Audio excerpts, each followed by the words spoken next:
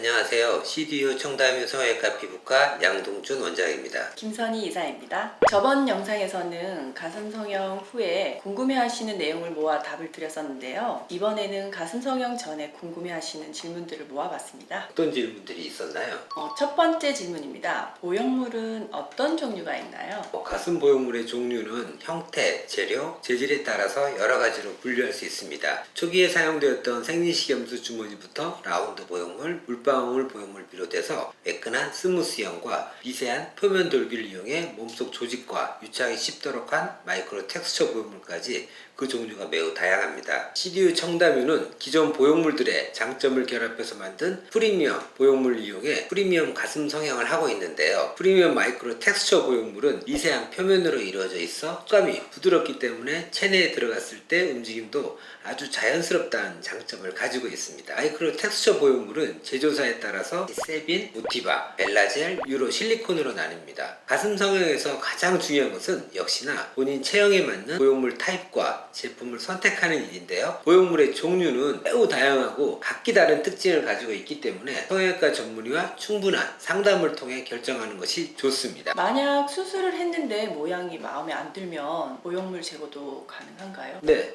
보형물 제거도 가능합니다. 하지만 가슴 보형물 제거를 고민하고 계신다면 두 번의 실패를 겪지 않기 위해 더욱더 심혈을 기울여 판단하셔야 합니다. 다양한 원인으로 수술을 한 만큼 개인마다 제거 방식도 다를 수 있고 절개 부위도 다를 수 있고 또 피부의 살성이나 내부 조직 등 신체 상태를 꼼꼼하게 체크해서 진행해야 합니다. 또한 보형물 제거나 재수술 시에 촉감이 딱딱해지거나 추후 구형 구축의 원인이 될 수 있으므로 피막을 제거하는 경우도 있습니다. 만약 수술 후 마음에 안 들면 원장님을 찾아가도 될까요? 네, 언제든지 오세요. 가슴 보형물 제거는 고려해야 할 것들이 많기 때문에 궁금증이 있거나 고민되신다면 일단 상담받으세요. 친절하게 상담해 드리겠습니다. 절개법에 대한 질문도 많았습니다. 절개법이 여러 가지가 있잖아요. 어떤 절개법으로 해야 할까요? 가슴 성형을 고려할 때는 가슴 보형물 선택을 가장 우선순위에 두실 텐데요. 보형물 선택만큼이나 수술법 선택에도 매우 중요합니다. 첫 번째로 겨드랑이 절개법은 겨드랑이 주름선 부위를 3-4cm 정도 절개한 후에 내시경을 이용해 보형물을 삽입하는 방식으로 주름선을 절개했기 때문에 수술 흉터가 보이지 않는다는 큰 장점을 가지고 있습니다. 두 번째로 유륜주위 절개법은 피부색이 어두운 유두 주위에 유륜 밑을 2-3cm 절개하여 보형물을 삽입하는 방법입니다. 가슴이 많이 처져 있는 환자들이 선호하면서 유륜 축소도 함께 진행할 수 있는 절개법입니다. 이 절개는 오히려 색소가 탈색이 되면서 절개선이 하얗게 흉으로 보인다는 단점이 있습니다. 세 번째로 가슴 밑선 절개법은 절개선이 보형물이 들어가는 공간과 가깝기 때문에 공간을 정확하게 만들고 빠르게 삽입할 수 있는 절개법입니다. 때문에 수술 시간이 짧고 수술 직후에도 팔 움직임이 자유롭습니다. 하지만 아주 특별한 케이스가 아닌 경우에는 거의 대부분 흉이 남는다는 가장 큰 단점이 있습니다.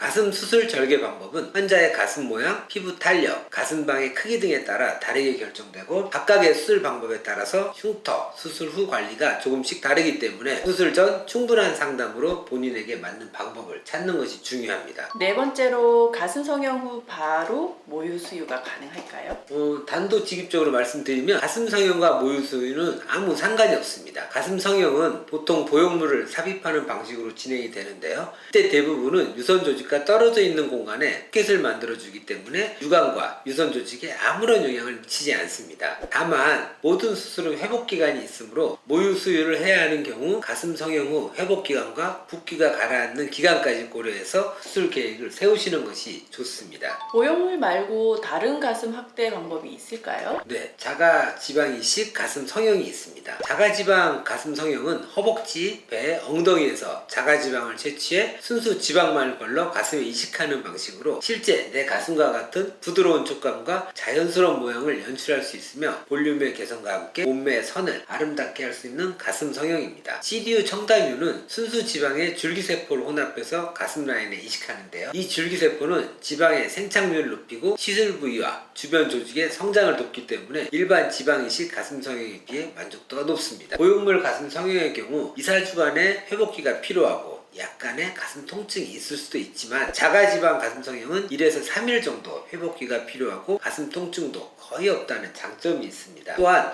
보형물 가슴 성형의 경우에는 절개를 해야 하지만 자가지방이식 가슴 성형은 2에서 5mm 정도의 아주 자국만 남기 때문에 흉이 거의 생기지 않습니다. 요즘은 하이브리드 가슴 성형으로 보형물과 함께 자가지방 이식술을 함께 하는 경우도 많습니다. 이 수술의 장점은 첫째로 가슴 조직이 적어서 보형물이 만져지는 경우 그 부위에 지방 이식을 해주기 때문에 보형물이 만져지지 않는다는 장점이 있고, 둘째로 약간 처진 가슴의 경우에도 유두 아래쪽 처진 피부에 지방 이식을 해줌으로써 처진 가슴을 조금 더 업 시켜줄 수 있다는 장점도 가지고 있습니다. 세 번째로 지방 흡입을 하기 때문에 동시에 몸매 라인도 완성시킬 수 있다는 여러 장점을 가지고 있습니다. 하지만 수술비가 그만큼 업이 된다는 단점도 있습니다. 오늘은 가슴 성형 전에 궁금한 점들로 이야기 나눠봤습니다. 가슴 성형은 본인의 체형과 가슴 모양, 피부 두께, 피부 탄력, 원하는 사이즈 등 다양한 부분을 고려해서 보형물을 선택해야 합니다. 유용한 정보 되셨다면 좋아요, 구독 꼭 눌러주시고요. 지금까지 CDU 청담유 성형외과 피부과 양동준 원장이었습니다.